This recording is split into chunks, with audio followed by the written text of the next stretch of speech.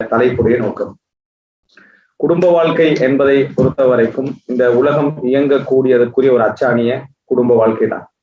குடும்ப வாழ்க்கை ஒரு சீராக இருக்கிற நேரத்திலே மற்ற காரியங்களை எல்லாம் நம்ம சீராக நடத்தி கொள்வதற்கு ஒரு பெருவாரியான ஒரு தோதுவான சூழ்நிலை என்ன செய்கிறது, ஏற்பட்டு விடுகிறது. குடும்ப வாழ்க்கையில் பிரச்சனைகளும் சிக்கல்களும் சுமைகளும் இருக்கிற நேரத்துல அவனால் முழுமையான ஒரு மனிதனாக லட்சியங்களை சுமந்தவனாக அதில் இயங்குவது என்பது ஒரு மிகப்பெரிய ஒரு கஷ்டமான ஒரு அம்சமாக என்ன செய்யும் மாறும் என்பதுல சந்தேகம் இல்லை. நூஹ் அலைஹிஸ்ஸலாத்துடைய வரலாற்றிலும் லூத் அலைஹிஸ்ஸலாத்துடைய வரலாற்றிலும் அவர்களுக்கு மிகப்பெரிய தடங்களாக அவர்களது லட்சிய பாதையில் இருந்ததே அந்த குடும்ப வாழ்க்கை தான் என்பதை நம்ம என்ன செய்கிறோம் பார்க்கிறோம். எனவே பொதுவாக நம்ம குடும்ப வாழ்வை சீர்திருத்திக் கொள்ளக்கூடிய மார்க்க அறிவை பெற்றுக் கொள்வது மிக முக்கியம். அந்த இயல்புகளை நம்மிடத்திலே வளர்த்துக் கொள்வது மிக பிரதானமான ஒரு அம்சம். அது ஒரு உரையினூடாகவோ 2-3 உரைகளினூடாகவோ நடக்கின்ற ஒரு காரியம் அல்ல. மாற்றமாக கொஞ்சம் கொஞ்சமாக அந்த இஸ்லாமிய குடும்ப அடிப்படைகளை நாம் தெரிந்து கொண்டு இருக்க வேண்டும். ஆனா கவலைக்குரிய விஷயம் என்னவென்று சொன்னால், குடும்ப வாழ்க்கை சம்பந்தமான அறிவை நிறைய பேருக்கு 50க்கு பின்னால 60க்கு பின்னால எல்லாம் என்ன செய்யுது, குடும்ப வாழ்க்கை சம்பந்தமான அறிவு தெரிய வருது. அதனால ஒரே ஒரு பிரயோஜனம் தான் இருக்குது. என்ன அப்படின்றால், எஞ்சிய காலப்பகுதியோடு சம்பந்தப்பட்ட அந்த குடும்ப வாழ்க்கையை என்ன செய்து கொள்ளலாம், சீர்திருத்திக் கொள்ளலாம். அது அல்லாம நம்ம எடுத்து பார்த்தீங்கன்னு சொன்னா, நம்ம குழந்தைகளுக்கோ பிள்ளைகளுக்கோ எதிர்காலத்தை என்ன செய்யலாம், சொல்லிக் கொடுக்கலாமே தவிர தாங்கள் வாழ்ந்த வாழ்க்கையை முழுமையாக ஒரு திருப்தியான வாழ்க்கையாக வாழ முடியாத ஒரு சூழ்நிலை என்ன செய்யும் ஏற்படும். ஆனால் இந்த குடும்ப வாழ்க்கை சம்பந்தமான அறிவு எப்போ கொடுக்கப்பட வேண்டும் அப்படி என்று சொன்னால், நம்ம எப்போ அந்த பருவ வயது அடைந்து விட்டார்களோ அந்த பருவ வயது அடைந்த காலத்திலே இருந்து அவர்கள் திருமணம் முடிக்கின்ற அந்த காலம் வரும் வரைக்கும் இந்த அறிவு என்ன செய்யணும், ஊட்டப்பட வேண்டும். அவர்கள் ஒவ்வொரு பிரச்சனையும் சந்திக்கிற நேரத்துல எந்தெந்த இடத்துல நம்ம மார்க்கத்தை படித்தோம் என்கின்ற அறிவு என்ன செய்யும் வரும். குடும்ப வாழ்க்கை சம்பந்தமான தலைப்பு நானும் எனது மார்க்க பிரச்சாரத்திலே நம்ம ஈடுபட்ட காலத்திலிருந்து பார்க்கிறோம். நம்ம தொடர்ந்து பேசுகிறோம். ஆனா ஒவ்வொரு பகுதியும் புதிதாக என்ன செய்கிறது, இந்த பகுதியை நம்ம என்ன செய்யலாம், பேசலாம், இந்த பகுதியை பேசலாம் என்று சொல்லி பல தலைப்புகள் என்ன செய்கிறது இந்த குடும்ப பிரச்சனைகளோடு சம்பந்தப்பட்டிருக்கிறது. குடும்ப வாழ்வு, கணவன் மனைவியுடைய புரிந்துணர்வு, கணவன் மனைவிக்கு செய்ய வேண்டிய கடமைகள், மனைவி கணவனுக்கு செய்ய வேண்டிய கடமைகள், அதற்கு பின்னால தாய்க்கும் மனைவிக்கும் மத்தியில ஒரு ஆண் மகனுடைய நிர்வாகம் எப்படி இருக்க வேண்டும், அதெல்லாம திருமணத்துக்கு பின்னால பெற்றோர்களுடைய தலையீடு எப்படி இருக்கணும், எந்த அளவுக்கு அவங்க என்ன செய்யலாம், அதுல செல்வாக்கு செலுத்தலாம், செல்வாக்கு செலுத்தக்கூடாது, ஒரு பெண்ணுடைய பொருளாதாரம் திருமணத்துக்கு பின்னால எந்த லெவல்ல என்ன செய்யலாம் இருக்கலாம், குழந்தை வளர்ப்பு சார்ந்த சப்ஜெக்டுகள், அதே போல தங்கை சகோதரர்கள் அவர்களுக்கும் குடும்ப வாழ்க்கையில உள்ளவர்களுக்கும் இடையிலான அந்த பிணைப்பை எப்படி இருக்கணும், கூட்டு குடும்பம் தனி குடும்பம் சம்பந்தமான மார்க்க ரீதியான வழிகாட்டல்கள், அதே போல இறுதியாக இருக்கக்கூடிய ஒரு சகோதரர், அது இறுதி பிள்ளை என்னவாங்களே குடும்பத்துல, அவருக்குரிய உரிமைகள் என்ன, அவருடைய நிலை என்ன, மூத்த ஒரு பிள்ளை குடும்பத்துல பொறுப்புக்கு வர நேரத்துல எந்த மாதிரியான விஷயங்கள் என்ன செய்ய நடந்து கொள்ள வேண்டும், கணவன் மனைவியுடைய ஒழுக்க வாழ்க்கையை எந்த அளவுல என்ன செய்யலாம் இருக்க வேண்டும், இது போன்ற தலைப்புகள் என்று ஏராளமான விஷயங்கள் இருக்கின்றன. பலர் குடும்ப வாழ்க்கையில நிறைய விஷயங்களை புரிந்து கொள்ளாமலேயே நல்ல முறையில வாழ்ந்துட்டு போனவங்களும் இருக்கிறாங்க. நிறைய விஷயங்கள் என்ன செய்யல, அவங்களுக்கு அந்த அடிப்படையாத விளக்கம் எல்லாம் தெரியாது, நல்ல முறையில வாழ்ந்துட்டு போனவங்க இருக்கிறாங்க. அதுக்கு பின்னால ஒரே ஒரு சப்ஜெக்ட் தான் இருக்கு, பொறுமை என்கின்ற ஒரு அறிவு நமக்கு இருக்குமாக இருந்தால், பொறுக்க முடியுமாக இருந்தால் பல விஷயங்கள்ல ஒரு அறிவு இல்லாமலே வெற்றி பெற்றுடலாம். பல விஷயங்கள்ல அறிவில்லாமலே என்ன செஞ்சிடலாம், வெற்றி பெற்று விடலாம். இந்த ஒரு பண்பு இருந்தா என்ன, பொறுமை. அதான் மிக கஷ்டமான ஒரு அம்சம். ஏன்னா நம்ம எல்லாம் ஒரு பொறுமைக்கும் ஒரு அளவு இருக்குது அப்படின்ற ஒரு அடிப்படையை வச்சுக்கிறோம். பொறுமைக்கும் ஒரு அளவு இருக்குதுன்னு அடிப்படை. அந்த அளவு எங்க ஆரம்பிக்குதுன்னா ஃபர்ஸ்ட்லயே ஆரம்பிச்சிது. பொறுக்கிற ஃபர்ஸ்ட் கட்டத்திலே அடுத்த நாளே என்ன சொல்லிடுறா, பொறுமைக்கு ஒரு அளவு இருக்குது, பொறுமைக்கு ஒரு எல்லை இருக்குது அப்படி என்று சொல்லி அந்த பொறுமையை முதலாம் நாளே என்னது முடிஞ்சிருது. அதனால அதிகமானவருடைய வாழ்க்கையில அந்த பொறுமையுடைய எஃபெக்ட, பொறுமையுடைய இன்பத்தை, பொறுமையுடைய சந்தோஷங்களை காண முடியாது. பொறுமைக்கு எல்லை இல்லை என்பதை இஸ்லாம் சொல்லக்கூடிய விஷயம். பொறுமைக்கு எல்லை இல்லை. நம்ம குர்ஆன்ல வரக்கூடிய ஒரு துஆக்கள்ல உண்டு, என்ன, அஃப்ரிகாலைனா சபரா, எங்கள் மீது பொறுமையை கொட்டுவாயாக, பொறுமையை பொழிவாயாக, கொட்டுவாயாக. அதே போல யுஸப்பிர் ஸப்ரஹுல்லாஹ், ரசூலுல்லாஹி ஸல்லல்லாஹு அலைஹி வஸல்லம் சொல்றாங்க, யார் பொறுமையை வரவழைத்துக் கொள்கிறாரோ அவருக்கு அல்லாஹ் தஆலா என்ன செய்வான், பொறுமையை கொடுப்பான். எனவே பொறுமையால பலருடைய குடும்ப வாழ்க்கை என்ன செஞ்சிருது, மனைவி பொறுப்பதனாலோ கணவன் பொறுப்பதனாலோ வெற்றி அடைஞ்சிருது. ஆனால் விளங்கிய அடிப்படையில குடும்ப வாழ்க்கை வெற்றி கோணத்துல நம்ம கொண்டு போவோமாக இருந்தால் அது ஒரு சிறப்பான முன்மாதிரி மிக்க, மகிழ்ச்சி மிக்க, நிம்மதியான ஒரு குடும்பமா என்ன செய்யும், பல வெற்றிகள் அதுல என்ன செய்யலாம், காணலாம். அந்த அடிப்படையில ரசூல் ஸல்லல்லாஹு அலைஹி வஸல்லம் குடும்ப வாழ்க்கை என்ற பகுதிகளை நம்ம பல உரைகள்ல பல ஸ்பீச்சுகள்ல கேட்டிருக்கிறோம். இருந்தாலும் அதை நம்ம நிறைய திரும்பி பேச வேண்டும். இந்த தலைப்புல ஒரு 4-5 செய்திகளின் ஊடாக நபித்தோழர்களுடைய குடும்ப வாழ்க்கை, நபித்தோழர்களுடைய குடும்ப வாழ்க்கை சார்ந்த ஒரு சில விஷயங்கள் எப்படி அவங்க அதை அதாவது அணுகினார்கள், அவருடைய பிழைகளை நபியவர்கள் எப்படி திருத்தினார்கள், நபியவர்கள் எதை சொல்லிக் கொடுத்தார்கள், இந்த மாதிரியான ஒரு சில செய்திகளின் ஊடாக குடும்ப வாழ்க்கையை நம்ம புரிந்து கொள்வதற்கான சில செய்திகளை சொல்வதுதான் இந்த தலைப்புடைய பிரதானமான நோக்கம். இதன் ஊடாக இந்த அறிவை பெற்று நமது குடும்பங்கள் அவைகளை சீர்திருத்திக் கொள்ள வேண்டும். ஏன் இதை நான் சொல்றேன்னா, சிலர் இந்த உரைகளை கேட்ட பின்னாலும் கூட நம்ம குடும்பத்துக்கு இது செட்டே ஆகாது அப்படின்னு ஒரு முடிவு எடுத்துருவாங்க. எப்படி நமது குடும்பத்துக்கு இது செட்டே ஆகாத ஒரு தலைப்பு அப்படின்ற மாதிரி ஒரு முடிவு எடுத்துருவாங்க. அதாவது சிலருக்கு என்ன இருக்குன்னு சொன்னா, நம்ம குடும்பத்துக்கும் இந்த ஸ்பீச்சுக்கும் எந்த சம்பந்தமும் இல்லை, நமது குடும்பத்துக்கும் நம்மளோட குடும்ப வாழ்க்கைக்கும் அது என்னது ஏதோ ஒரு பொது விஷயத்துல பேசுறேன். நான் பேசக்கூடிய விஷயம் குர்ஆன் சுன்னால இருந்து என்ன செய்கிறேன் பேசுகிறேன். குர்ஆன் சுன்னாவுடைய வழிகாட்டல் என்பது அனைவருக்கும் என்ன பொதுவானது என்பதை நம்ம என்ன செய்ய வேண்டும், புரிந்து கொள்ள வேண்டும். நிறைய பேர் குடும்ப வாழ்க்கையை நம்ம ஹதீஜா ரலியல்லாஹு இப்படி இருந்தாங்க, ஆயிஷா ரலியல்லாஹு இப்படி இருந்தாங்க, ஹப்ஸா ரலியல்லாஹு இப்படி இருந்தாங்கன்னு சொன்ன உடனே அவங்களுக்கு சில எண்ணங்கள் வந்துருது. என்ன, ரசூலுல்லாஹி ஸல்லல்லாஹு அலைஹி வஸல்லம் கணவராக இருக்கிற நேரத்தில் அவங்க நடந்து கொள்ற மாதிரியா நம்ம ஹஸ்பண்ட் நடந்து கொள்றாரு அப்படி என்று சொல்லி அந்த சாப்டர் க்ளோஸ் பண்ணிடுறாங்க. இவங்களும் என்ன நினைச்சிடறாங்கன்னா, இவங்க ஹதீஜா ரலியல்லாஹு மாதிரியா இவங்க இருக்கிறாங்க அவங்க அப்படி என்று சொல்லி அந்த அந்த தலைப்பு எவ்வளவு உதாரணம் சொன்னாலும் என்ன ஒரு பிரயோசனம் இல்லாத அம்சங்களாக போகுது. நான் அந்த உதாரணங்களை இங்க சொல்ல வரல, ஏன்னா அந்த மாதிரியான சிந்தனை போக்கு இருப்பதனால் அது சொல்ல வரல.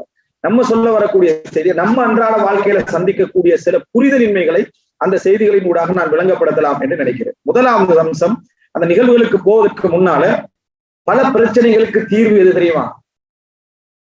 அப்படி ஒரு பிரச்சனை அந்த அம்சங்களில் ஏற்பட்டே ஆகும் என்று அங்கீகரித்துக் கொள்வது.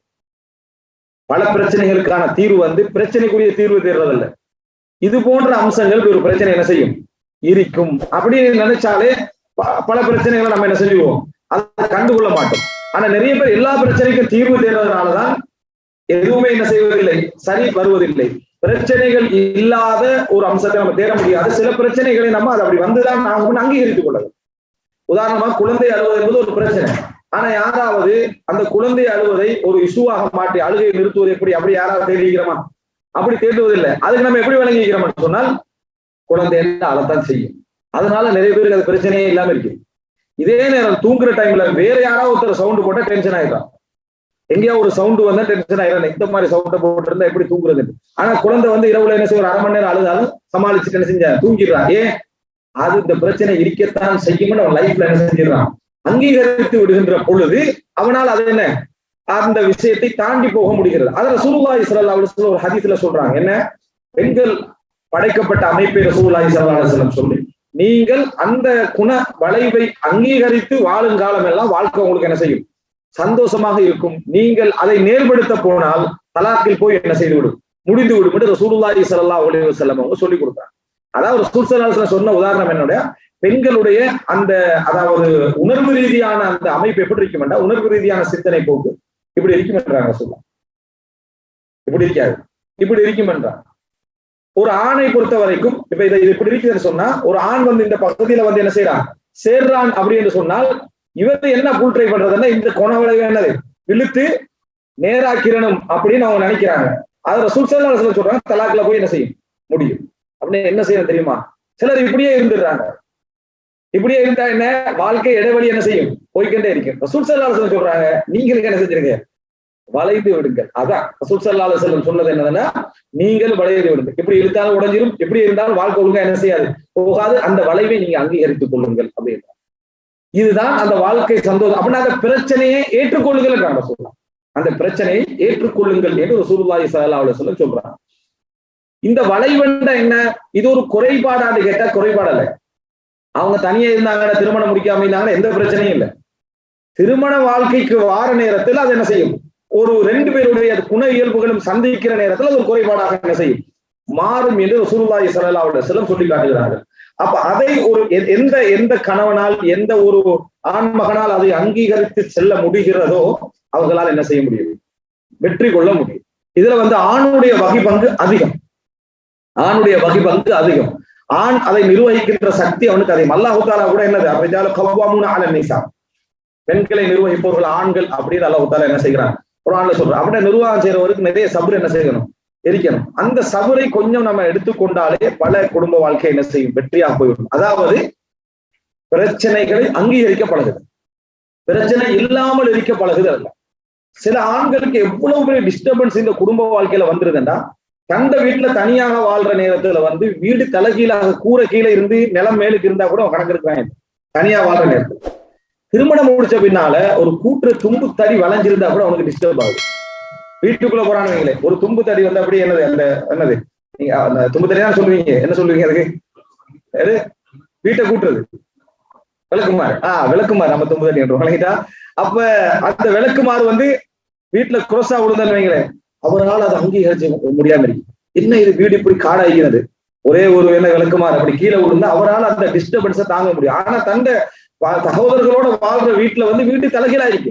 அப்படித்தான் வீடுண்டா கூட்டு குடும்பம்டா அப்படித்தான் இருக்கும்ட்டு அதை எக்ஸெப்ட் பண்ணவனுக்கு தாம் வாழ்ற வீட்டுல அப்படி வீட்டுக்கு வார நேரத்துல ஏதாவது ஒன்று வளைஞ்சிருந்தாலோ, ஒரு மேசை ஒரு சேர் தலைகீழாக இருந்தாலோ, அது என்னது ஒரு பெரிய குடும்ப வாழ்க்கை பிரச்சனையாகவே அதை மாற்றக்கூடியவரை நம்ம பார்க்கிறோம். என்ன காரணம்? அவனால அந்த இது ஒரு சாதாரண ஒரு இஷ்யூவை கூட அவனால சபர் செய்யாத ஒரு இடத்துக்கு வாரான். ஏதோ ஒரு புரிதலின்மை அவனை கொண்டு போய் அங்க என்ன செய்யுது வைக்குது. உண்மையில இது ஒரு பிரச்சனையே அல்ல, இது ஒரு பிரச்சனையே அல்ல. ஆனா இந்த பிரச்சனையை அவன் மனதுக்குள்ள உருவாகுறதுக்கு பல காரணம் இருக்கும். இவன் இன்னொரு குடும்பத்தோட இதை ஒப்பிடுவான், இன்னொரு குடும்ப வீட்டோட என்ன செய்வான் ஒப்பிடுவான், அல்லது அண்ணா பின்னாடி சினிமா பார்த்தவனாக என்ன செய்வான் இருப்பான், அல்லது ஏதோ ஒரு கற்பனையில வாழ்றவனாக கூட இருக்கலாம். இதெல்லாம் காரணமே என்ன? இந்த புரிதலின்மை, இந்த பிரச்சனைகள் என்பது இயல்பான தன்மை என்பதை ஏற்றுக்கொள்ளாத ஒரு அம்சம். இதை நீங்க ஃபர்ஸ்டா விளங்குங்க. இதுல கூட இந்த ஸ்பீச் ஊடாக எல்லாவற்றுக்கும் தீர்வு தேட நினைக்க வேண்டாம். அதாவது 50% பிரச்சனை சொல்றாங்க, 70 ஒரு 50% பிரச்சனைகள் ஆண்கள் குடும்ப வாழ்க்கையின் பிரச்சனைகள் என்பது உண்டு என்பதை புரிந்து கொள்வதனாலே தீர்ந்து. பெண்கள் குடும்ப வாழ்க்கையில் ஒரு பிரச்சனை உண்டு என்பதை தெரிந்து கொள்வதனாலே என்ன செஞ்சிடும் தீர்ந்து விடும் என்பதை நம்ம புரிந்து கொள்ளும். பிரச்சனை அப்படித்தான் வாழணும், அது இல்லாத வாழ்க்கை இல்லை. அப்ப அவன் எப்படி வாழ்றான்? அவன்கிட்ட சொல்ல மாட்டான். என்ன பிரச்சனை தெரியுமா? அவன் உன்னிட்ட சொல்ல போறது யாரும் பிராங்கா ஷேர் பண்றவங்க என்னது குறைவு. ரசூல் ஸல்லல்லாஹு அலைஹி வஸல்லம் வாழ்க்கையை போல அப்படியே ஓப்பனாக குடும்ப வாழ்க்கை பிரச்சனைகள் எங்கேயும் என்ன செய்யப்படுவதில்லை, பதியப்பட போவதில்லை.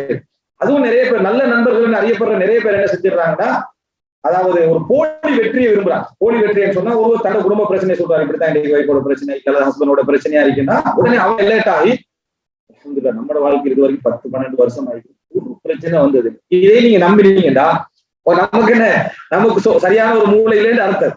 உடனே இவன் என்ன செஞ்சிடறான், அதை உள்வாங்கி இதையே நினைச்சுக்கிறது தான் வீட்டுக்கு என்ன செய்யறான் போறான். வீட்டுக்கு போன உடனே அங்க ஒரு தும்பு தெரியா அந்த என்னது அந்த அது ஏதாவது தலைகீழா இருந்தேன்னா அந்த பிரச்சனையை என்ன செஞ்சிருக்குது ஒரு இதா மாறுறத நம்ம பார்க்கணும். இதுதான். எனவே பிரச்சனைகள் இல்லாத வாழ்க்கை ரசூல் ஸல்லல்லாஹு அலைஹி வஸல்லம் வாழ்க்கையிலும் என்ன செய்ததில்லை, இருந்ததில்லை என்று அங்கீகரிக்க பழகுவதே அறவாசி பிரச்சனைக்கு என்ன செஞ்சிடும் தீர்வாக மாறிவிடும் என்ற ஒரு அடிப்படையை வைத்துக் கொண்டு இன்னும் ஒரு சில விஷயங்களை நீங்கள் பார்க்க வேண்டும். முதல் அம்சம், சஹாபாக்களுடைய வாழ்க்கையை நாம் தெரிந்து கொள்ளக்கூடிய ஒரு மிக பிரதானமான ஒரு அம்சம் என்னென்றால், பொருந்தாத மனைவியும் பொருந்தாத கணவனும் ஒரு குடும்ப வாழ்க்கையில் அமைந்து விட்டால் அல்லாஹ் அவர்களை பொருந்திக் கொள்ளவில்லை என்பது அர்த்தம் அல்ல. முதல் செய்தி, கணவனுக்கு பொருந்தாத ஒரு மனைவி, மனைவிக்கு பொருந்தாத ஒரு கணவன் ஒரு குடும்ப வாழ்க்கையில் அமைச்சிட்டாங்கன்னு வைங்க. பொருந்தாது என்பது எந்த அளவுல அவங்க புரிஞ்சு கொள்றாங்கன்னு இரண்டாவது, உண்மையிலே பொருந்தலைன்னு வைங்க. அந்த அர்த்தம் இவர்கள் அல்லாஹ்விடத்தில் இந்த மனைவி மோசமானவரோ அல்லது இந்த கணவர் மோசமானவரோ அர்த்தம் அல்ல. அல்லாஹ்விடத்தில் அவங்க இறையச்சத்துல உச்சகட்ட முடியவராக இருக்கலாம். அந்த கணவன் அல்லாஹ்விடத்துல உச்சகட்ட இறையச்சம் உடையவராக இருக்கலாம். ஆனா இவங்க 2 பேருக்கு அது என்னது பொருந்தி போகவில்லை என்பதுதான் அது புரிதலா இருக்கணுமே தவிர நமக்கு என்னடா நம்மளை பகைச்சவன் எல்லாரும் அல்லாஹ் பகைச்சிட்டான்னு அர்த்தம். அப்படி ஒரு இருக்குது. அவன் அல்லாஹ்வுத்தாலா பொருந்திக் கொள்ள மாட்டான். இவரை பகைச்சதுனால, இவரை பகைத்ததுனால, இவரை விட்டு பிரிச்சதுனால, அல்லது ஒரு தலாக்குல போய் முடிந்ததுனால, அல்லது மனைவிய புரிந்து கொள்ள முடியாத நிலையில கணவன் இருந்ததுனால அல்லாஹ் பொறுப்பானா உன்னை அப்படி. அதாவது இவர் பொருந்திக் கொள்ற மனைவியை தான் அல்லாஹ் என்ன செய்வான் பொருந்திக் கொள்வான், அல்லது இவங்க பொருந்திக் கொள்ற கணவனை தான் அல்லாஹ் பொருந்திக் கொள்வான் என்ற சிந்தனைக்கு ஒரு நாள் என்ன செஞ்சிடக்கூடாது, போயிடக்கூடாது. விவாகரத்தே நடந்தாலும் பிரச்சனைகள் உச்சகட்டத்துக்கு போனாலும் சரி, குடும்ப பிரச்சனையுடைய அம்சங்கள் வேறு, அதாவது நாங்களோட இயல்பான குடும்ப பிரச்சனை அம்சங்கள் வேறு, அது வேறு. உதாரணமாக ரசூலுல்லாஹி ஸல்லல்லாஹு அலைஹி வஸல்லம் பார்த்து திருமணம் பேசி முடிச்சு வச்சவங்க டைவோர்ஸ்ல முடிஞ்சு. ரசூலுல்லாஹ் பாக்குறாங்க யார, அதாவது ரசூல் ஸல்லல்லாஹு அலைஹி வஸல்லம் திருமணம் முடித்து வைத்து அல்லாஹ் தஆலா குர்ஆன்ல சொன்ன ஒரு நபித்தோட பேர் என்ன, ஸைத் ரலியல்லாஹு அன்ஹு. ஸைத் ரலியல்லாஹு அன்ஹு அவர்கள் அந்த ஒரு அடிமையாக இருந்து விடுதலையானவர். அவங்களை ரசூலுல்லாஹ் குடும்பத்துல உள்ள அவங்களுடைய, அதாவது ஒரு மாமியுடைய மகள் என்ற அந்தஸ்துல உள்ள ஸைனப் ரலியல்லாஹு அன்ஹாவுக்கு என்ன செய்யறாங்க, ஸைனப் பின்த் ஜஹ்ஷுக்கு என்ன செய்யறாங்க, திருமணம் முடிச்சு வைக்கிறாங்க. திருமணம் முடிச்சு வைக்கிறாங்க. ஸைனப் பின்த் ஜஹ்ஷும் மிகவும் அந்தஸ்து கண்ணியமானவங்க, ரசூலுல்லாஹ் குடும்பம். ஸைத் ரலியல்லாஹு அன்ஹு அவர்களும் தக்வால உயர்தரமானவங்க. இவங்க ரெண்டு பேருக்கும் என்றைக்குமே என்ன செய்யல, வாழ்க்கை பொருந்தி போகல. ரசூல் ஸல்லல்லாஹு அலைஹி வஸல்லம் ஒவ்வொரு நேரமும் வந்து சொல்லுவாங்கன்னு, அல்லாஹ்வின் தூதரே நான் டைவர்ஸ் பண்ண போறேன், நான் விவாகரத்து பண்ண போறேன். என்ன காரணம்? அவங்க என்ன சொல்லுவாங்கன்னா, செய்த பார்த்து நீங்க எனக்கு சூட்டபிளான ஆள் இல்ல, அது ஒரு உயர்வு தாழ்வு என்கின்ற உணர்வு அவங்களோட உள்ளத்துல மிகச்சி இருந்துச்சு. அதை அங்கீகரிக்க முடியாத ஒரு இடத்துல அவங்க என்ன செஞ்சாங்க, இருந்தாங்க. வேற எதுவும் இல்லை, இவங்களும் 5 நேரம் தொழுகிறவங்க, அவங்களும் 5 நேரம் தொழுகிறவங்க, அவங்களும் இஹ்லாஸ் தக்வா எல்லா தர்ம உணர்வு எல்லாம் இருக்குது. ஆனா இவரை அங்கீகரிக்கிற நிலைமையில அவங்க என்ன செய்யல, இருக்கல. வாழ்க்கை அப்படியே போகுது. என் ரசூல் ஸல்லல்லாஹு அலைஹி வஸல்லம் அவர்கள்ட்ட வந்து நான் என்னது விவாகரத்து பண்ணிட போறேன், விவாகரத்து பண்ணிட போறேன்னு சொன்னாங்க. ரசூல் ஸல்லல்லாஹு அலைஹி வஸல்லம் என்ன சொன்னாங்க, அம்சிக் அலைக ஜௌஜக், உங்களோட மனைவி நீங்க வச்சுக்கங்க, விவாகரத்து என்ன செஞ்சிட வேண்டாம், பண்ண வேண்டாம்னு ரசூல் அட்வைஸ் பண்ணிக்கிட்டே இருந்தாங்க. என்ன நடந்தது? விவாகரத்துல முடிஞ்சது. இந்த விவாகரத்துல முடிஞ்சதுக்காக ஸெய்த் அல்லாஹ் தஆலா குர்ஆன்ல சொல்லாம இருக்காரா? அந்த இடத்துல அல்லாஹ் தஆலா என்ன, அதாவது ஸெய்த் அதாவது தனது மனைவியை விவாகரத்து செய்த பொழுது அல்லாஹ் தஆலா ஒரு புகழ்ந்து அந்த, அதாவது அல்லாஹ் குர்ஆன்ல சொல்றாலே என்ன, அந்த இடத்துல வந்து அல்லாஹ் தஆலா விமர்சிச்சோ அல்லது அவருடைய நயவஞ்சகம் குஃப்ர் என்ற வார்த்தைகள் அல்லாஹ் தஆலா சொல்லல. அவர் ஒரு நபித்தோழரான இடத்துல புகழ்ந்துட்டார் அல்லாஹ் தஆலா. எனவே அவரை அல்லாஹ் தஆலா சொல்றான்னா, இவங்க ரெண்டு பேரும் நபிகளார் தேர்ந்தெடுத்த திருமணத்தை இருவரும் பிரிஞ்சிட்டாங்கன்னு அது வந்து ஒரு குறையாக என்ன செய்யல, வரவில்லை. அதே போல ஒரு பெண்மணி ரசூலுல்லாஹி, அதுக்கு பின்னால ரசூலுல்லாஹ் திருமணம் பேசுறாங்க. ஸைனப் ரலியல்லாஹு அன்ஹா, ஸைனப் ரலியல்லாஹு அன்ஹா அவர் ரசூலுல்லாஹ் திருமணம் பேச சொல்லி அல்லாஹ்வுடைய கட்டளை வருது, மகன் அல்ல என்று நிரூபிக்கிறதுக்காக வேண்டி. அந்த நேரத்துல வந்து நல்ல ஒரு கணவர் தானே என்று ஸைனப் ரலியல்லாஹு அன்ஹா அதுல வந்து முந்திக்கொண்டு என்ன செய்யல, ஓகே பண்ணவும் இல்லை. ஸைனப் ரலியல்லாஹு என்ன சொல்றாங்கன்னா, ரசூலுல்லாஹ் ஸைதை தான் அனுப்புறாங்க திருமணம் பேசுறது. யார் அனுப்புறாங்க? ஸைத் ரலியல்லாஹு அன்ஹு அனுப்புறாங்க திருமணம் பேசுறது. எப்படி இருக்கும்? அப்ப அந்த நேரத்துல ஸைனப் ரலியல்லாஹு சொல்றாங்க, நான் அல்லாஹ்விடத்தில் இஸ்திகாரா செய்யும் வரைக்கும் எந்த முடிவும் எடுப்பதாக இல்லை. யார் திருமணம் பேசி அனுப்பிக்கிறாங்க? ரசூல் ஸல்லல்லாஹு அலைஹி வஸல்லம். அல்லாஹ்விடத்துல நான் இஸ்திகாரா செய்யும் வரைக்கும், யாருக்கு இஸ்திகாரா? ரசூலுல்லாஹி ஸல்லல்லாஹு அலைஹி வஸல்லம் அவர்களை முடிக்கலாமா இல்லையான்னு இஸ்திகாரா. எனவே நல்லவர் கெட்டவர் என்ற ஒரு அம்சம் வேறு, அல்லாஹ்விடத்துல தக்வா உள்ளவர் இறையச்சம் உள்ளவர் என்ற அம்சம் வேறு, குடும்ப வாழ்க்கையில வர பிரச்சனைகள் வேறு. இதை அதை எப்பயும் ஈக்குவலாக என்ன செய்யக்கூடாது, பார்க்க கூடாது. சிலர் இருக்கிறான், நீ தொழுது நோக்கு ஒரு பிரயோசனம் இல்லை, என்னோட சண்டை பிடிக்க எந்த பிரயோசனம் இல்லைன்னு ஒரு தீர்ப்பு சொல்லிடுறது. அந்த மனைவி ஒரு தொழுது பெரிய வெளியே போய் தொழுது இந்த மாதிரி எல்லாம் சமூகத்துல பழகி அதெல்லாம் சரி வராது. நம்ம இந்த சமூக சேவையோட சம்மந்தப்பட்டவங்களா இந்த வைங்கள அவர் வார்த்தை சொல்றாங்க, வீட்டுல சண்டை அப்படின்னு. இதையும் அதை என்ன செய்யக்கூடாது, எப்பயுமே ரிலேட் பண்ணக்கூடாது. ரிலேட் பண்ணக்கூடாதுன்னா வீட்டுல கெட்டவனாக்கிறான்னு அர்த்தம் அல்ல. வார பிரச்சனைகளுடைய வச்சு அவருடைய தக்வாவை என்ன செய்யக்கூடாது, அளக்கக்கூடாது. ரசூலுல்லாஹி ஸல்லல்லாஹு அலைஹி வஸல்லம் அவர்கள் என்ன, இந்த அதாவது மதீனாவுக்கு வந்த பின்னால பெண்கள் வந்து ஆண்களை மிகைக்க ஆரம்பிச்சுட்டாங்க, ஆண்களுக்கு நிர்வாகம் பண்ணலாத இது போன்ற ரசூல் ஸல்லல்லாஹு அலைஹி வஸல்லம் அவர்களை தண்டிக்கிறதுக்கு அனுமதி கொடுத்தாங்க. நீங்க அப்படின்னா தண்டிச்சுக்கங்க என்ற அனுமதி கொடுத்தாங்க.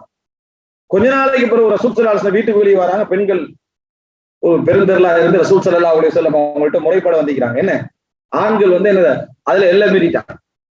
தலைவர் அதாவது நிர்வாகம் என்று வந்துட்டாலே, அதிகாரம் கிடைச்சிட்டாலே கொஞ்சம் எல்லாம் மீறுதல் என்ன செஞ்சிடும், நடந்துடும். எல்லாம் மீற ஆரம்பிச்சுட்டாங்க. ரசூல் ஸல்லல்லாஹு அலைஹி வஸல்லம் சொல்றாங்க, இப்படி ஆண்கள் என்ன செய்யறாங்க, ஒவ்வொரு கணவன் மாதிரி எல்லை மீறுறாங்க அப்படின்னு சொன்ன உடனே ரசூலுல்லாஹி ஸல்லல்லாஹு அலைஹி வஸல்லம் சொன்னாங்க, லைஸ ஹாஉலாஇ பிஹியார், இவர்கள் உங்களில் சிறந்தவர்கள் கிடையாது. இந்த பிரச்சனைக்கு இப்படி தீர்வு காணுகின்றவர்கள் சிறந்தவர்கள் கிடையாது. ஹைருக்கும் ஹைருக்கும் லி அஹ்லிஹி, உங்களில் மிகச் சிறந்தவர் தன் குடும்பத்தினத்திலே மிகச் சிறந்தவர் என்று ரசூலுல்லாஹி ஸல்லல்லாஹு அலைஹி வஸல்லம் சொன்னாங்க. மனைவி மிகச் சிறந்தவர் என்று சொன்னவர் என்று ரசூலுல்லாஹ் சொல்லல, அதையும் புரிஞ்சுக்கொள்ளணும். குடும்பத்தினத்துல மிக சிறப்பாக நடந்து கொள்கின்றவர், அவங்க சொன்னாலும் சொல்லாது விட்டாலும் குடும்பத்தினத்துல யார் மிகவும் சிறப்பாக நடந்து கொள்கிறார்களோ அவர்கள் என்ன மிக சிறந்தவர்கள் ரசூலுல்லாஹ் அப்பொழுதுதான் என்ன செய்யறாங்க சொல்றாங்க.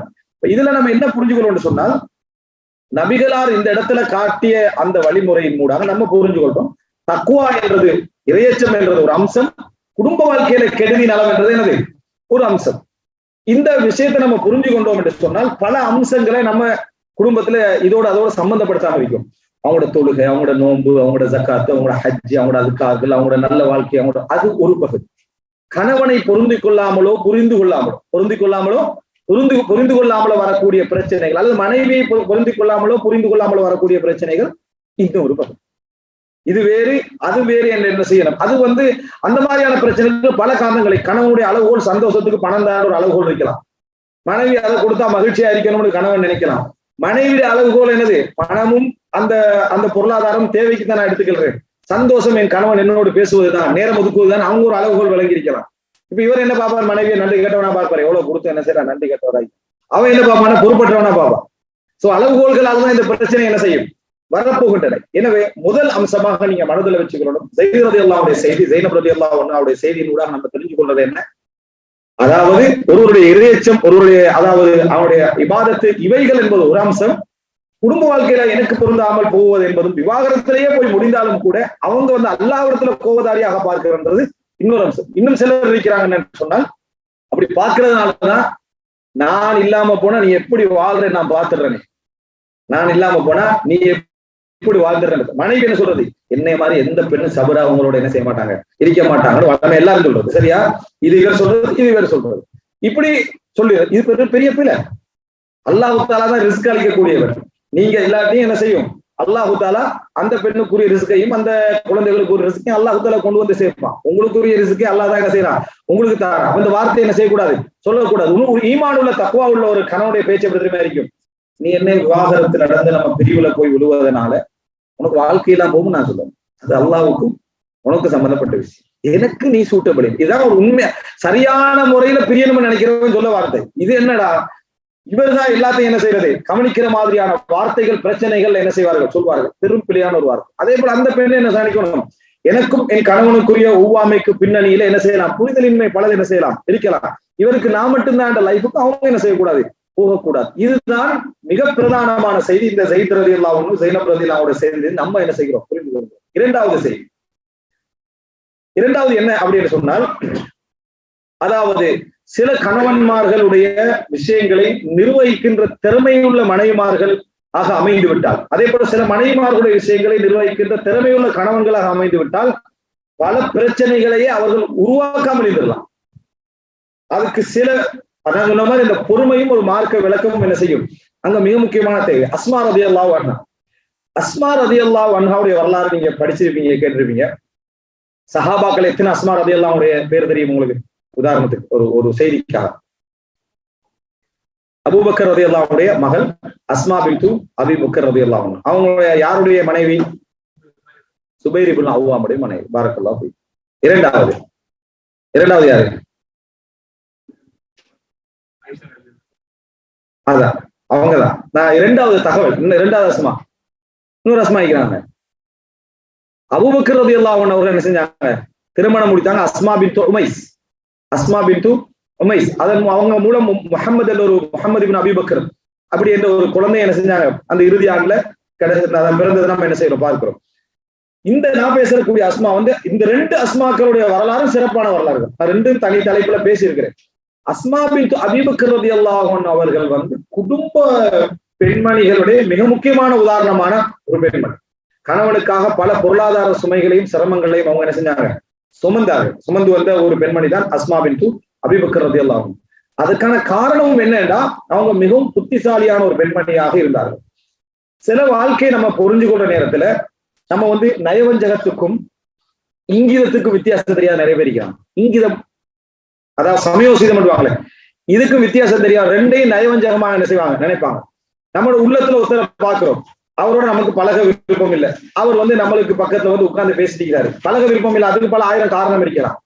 இவரோட நம்ம மனம் தொடர்ந்து சிரிச்சு பேசினா அதை நயவஞ்சகம் நினைக்கக்கூடியவங்க இருக்கிறாங்க. இதற்காக சண்டை பிடிச்சோம் இல்லையா, அவங்களோட என்ன பேச விருப்பம் இல்லை, என்னோட பிரேங்கா நடந்து கொள்ளணும், இல்லாட்டி நயவஞ்சகமா போயிருக்கும். இல்ல, அப்படி வாழ்ந்தீங்கன்னா உங்களோட யாரும் வாழ மாட்டாங்க, பிள்ளைங்க இருக்க மாட்டாங்க, மனைவியும் இருக்க மாட்டாங்க, வாப்பம்மா கூட சில பேர் என்ன செய்ய மாட்டாங்க, இருக்க மாட்டாங்க. இங்கிதம் என்றது தகாஃபுல். தகாஃபுல்னா கண்டுகொள்ளாமை. தகாஃபுல்னா கண்டுகொள்ளாமை. ஒரு அறிஞர் சொல்கிறார், நட்பண்புகளில் அரைவாசியே கண்டுகொள்ளாமை தான். நட்பண்புகள் அரைவாசி என்ன, கண்டுகொள்ளாமைதான் நட்பண்புகள் அரைவாசி. ஆனா இந்த கண்டுகொள்ளாமை என்றது அத்தனை பேருக்கு கஷ்டமான ஒரு விஷயம். கண்டுகொள்ளாமை என்ன, நமக்கு முன்னால டிஸ்டர்பன்ஸா நடக்கிறத கண்டுகொள்ளாம இருக்கிறது. உங்களால முடியுமான்னு டெஸ்ட் பண்ணி பாருங்க. பகிரங்கமா சில பேர் அமைதியாயிருவீங்க, தனிமையில என்னது நமக்கு முன்னால் நமக்கு டிஸ்டர்பான ஒரு விஷயம் நடந்தா சொல்லாம இருக்கு. தெரிஞ்ச ஒரு விஷயம் நம்மளே இருக்கிறோம். ஒரு ஆள் கேள்வி கேட்கிறாரு, நம்ம ஒரு நல்லா பேசிட்டு இருக்கிற ஒரு கேள்வி கேட்கிறாரு வைங்களேன், ஒரு தெரிஞ்சவர் எப்படி நடக்குமா கூடாதா கூடுமான்னு கேட்டா அவருக்கு தெரிஞ்சதுன்னு வைங்களேன், நம்ம ஆரம்பிக்கும் போதே அவர் ஆரம்பிச்சிருவார். அவர் ஆரம்பிச்சு விளக்கமெல்லாம் சொல்லி நான் சொல்லியிருக்கேன் என்னது அவரே ஃபுல்லா சொல்லி முடிச்சுவார். கேள்வி கேட்டவருக்கு அது திருப்திக்காது. அவருடைய நோக்கம் நம்ம வாயால ஒரு வார்த்தை கேட்கிறதா இருக்கும். அதை புரிஞ்சு கொள்ற சக்தி கூட இவருக்கு என்ன செய்யாது, இருக்காது. காரணம், கண்டுகொள்ளாமை என்பது அவரால் முடியாத அம்சம். அதனாலதான் ஒரு கிராமப்புற வாசியில் ஒரு வார்த்தையை சொல்லுவாங்க, அதாவது கீழ மணில் ஆக்கை ஒரு ஆறாவது கிராமப்புறவாசிட்ட கேட்கப்படுது புத்திசாலி யாருன்னு காலல் ஃபத்தின் அல் முத்தகாஃபில் விளங்கியும் விளங்காமல் வாழ்றானே அவன் தான் பெரிய புத்திசாலி. நமக்கு உருதுல 4 வார்த்தை தெரிஞ்சாலும் உருதையே தெரிஞ்ச மாதிரி என்ன செய்வோம் நடந்து கொள்வோம். ஹிந்தியில 4 வார்த்தை தெரிஞ்சாலும் முழுசா தெரிஞ்ச மாதிரி நடந்து கொள்வோம். அந்த மாதிரியான ஒரு பிரச்சனை நமக்கு என்ன செய்யுது இருக்குது.